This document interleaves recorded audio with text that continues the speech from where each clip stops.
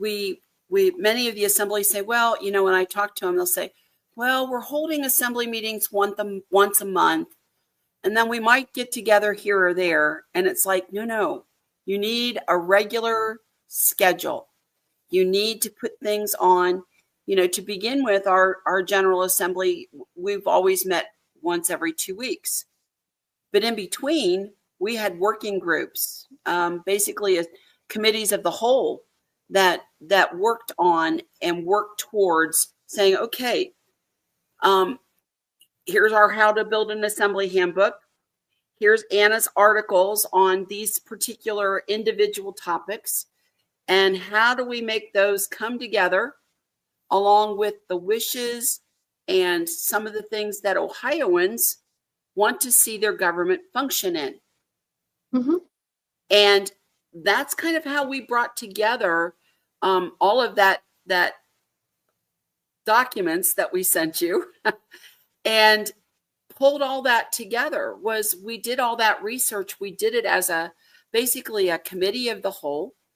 And when we went to our general assemblies, we just didn't have whatever to talk about. We had actual documents to look at, talk through, approve, discuss, debate, you know, all of those things that led to the fact that we had working documents, right? Not dead documents, working documents, things that says, this is how we're going to go about keeping our books.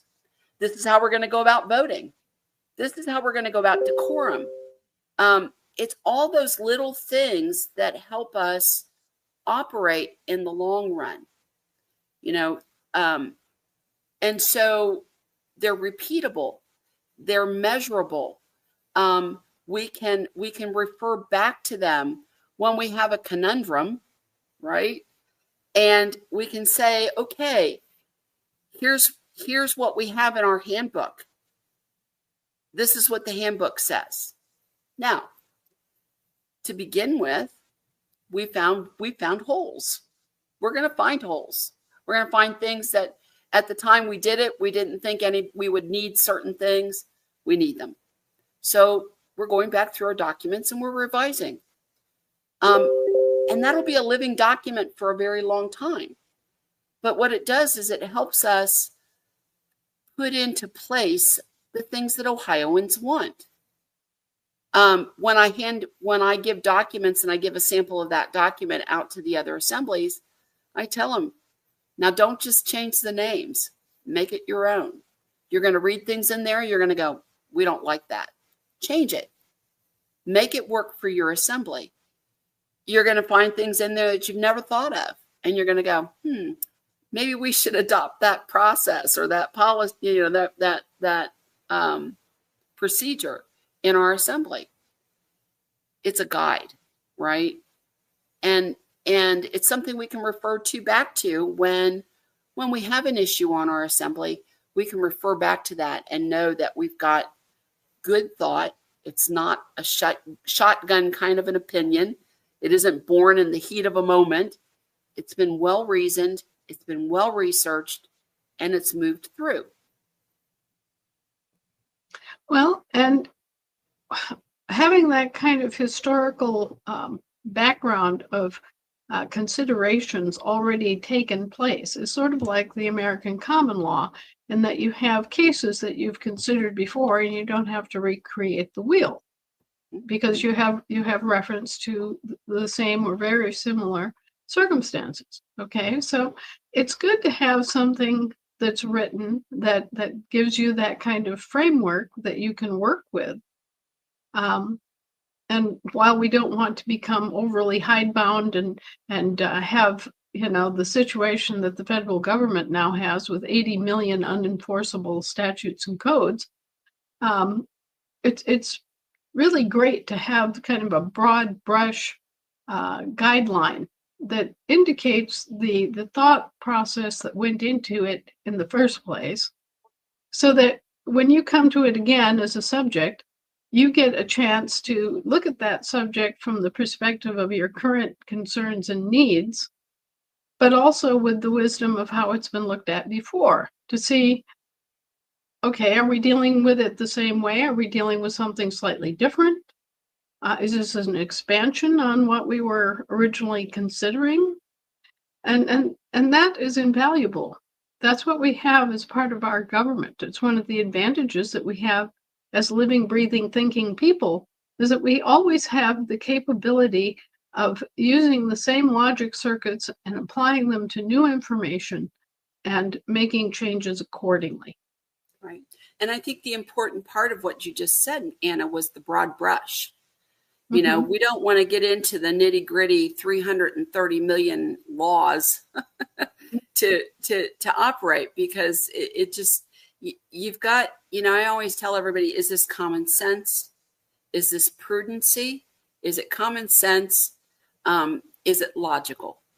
And if something passes that test, those three tests, then a broad brush is all you really need, because you're going to look at that from those perspectives of, you know, common sense, prudent man standards, prudency, and logic, right? So, you know, and is it good for all the people in our state? Not just good for one or a small group, or, you know, this particular faction over here, because we're always going to have that. It's got to be good for the entire state. Right, and we have to amend our thinking so that we do not allow ourselves to fall into a cronyism and, you know, the kind of thinking that, oh, we're going to control things and keep our group small so that we can control it just here with our little group. There are people out there that actually think that, and they don't realize that the real strength of the government lies in having a lot of people agreed on certain and invaluable points, such as the right to privacy. If we come together and say our right to privacy is important, and we're not going to let Big Brother just come in here and surveil us down to what kind of bathroom tissue we prefer, then we are standing together in our mutual self-interest. And this is a concept that our forefathers had very firmly in mind, and that we need to keep firmly in mind, is that we institute government for our mutual self-interest, meaning everybody's self-interest. We do not create a government to protect just a few people. We create a government to protect all of us. And so keeping that foremost in our minds as we go forward is that this is the protection. This is the means by which we, all of us, are protected, and we enforce our will and our values on the public institutions that are supposed to serve us. And, you know, if this were working the way it should work, our right to privacy is already clearly stated in the constitutions. We shouldn't have to go back and tell our public employees that our right to our privacy is sacred to us and we will not put up with them messing with it. We shouldn't have to, but we do, because we have people in the Congress who can't read. Another example is the Second Amendment, the right to keep and bear arms. What part of shall not be infringed or obstructed do they need to have interpreted for them? It shouldn't even be part of a discussion. Okay? So we need to enforce our constitutions as they're written, and we also need to think about the benefit that those constitutional guards and provisions and limitations provide us as living people. I don't know about anybody else, but my right to privacy is important to me. I don't want the government in my home spying on me.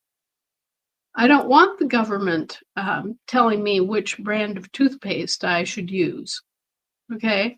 I want the government to mind its business and do its job. And I think the vast number of Americans feel the same way.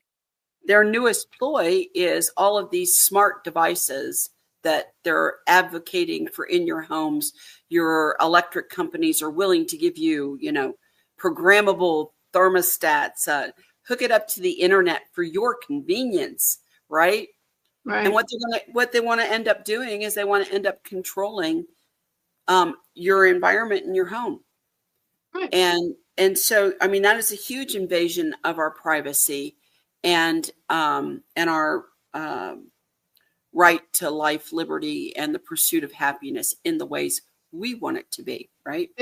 Right, and they're doing this by impersonating us and misrepresenting us as things instead of people. Now, bear in mind, if you let someone identify you as a corporation and give your name to a corporation so that they can facilitate fraud on the court and bring you forward as a corporation, there is no law against murdering a corporation. Right. That's right. You have cause to be alarmed. You have cause to object to what they're doing.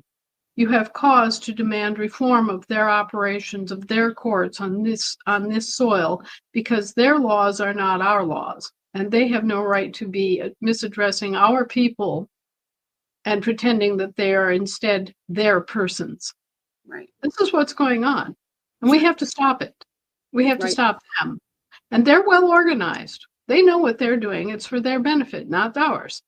So we have to organize ourselves and make use of our powers and enforce their limitations so that we no longer have situations like this.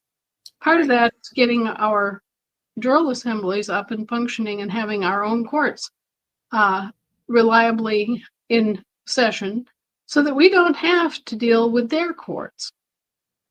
This is the upshot. As long as our courts are functioning, we don't have to listen to their courts. As long as our law is being enforced and represented, we don't have to pay attention to what they're enforcing or doing. So if people want a foundation of their freedom, there it is. Get your own courts up and running and keep them up and running so that you never have to pay attention to what some smarmy bar attorney says in deference to his king.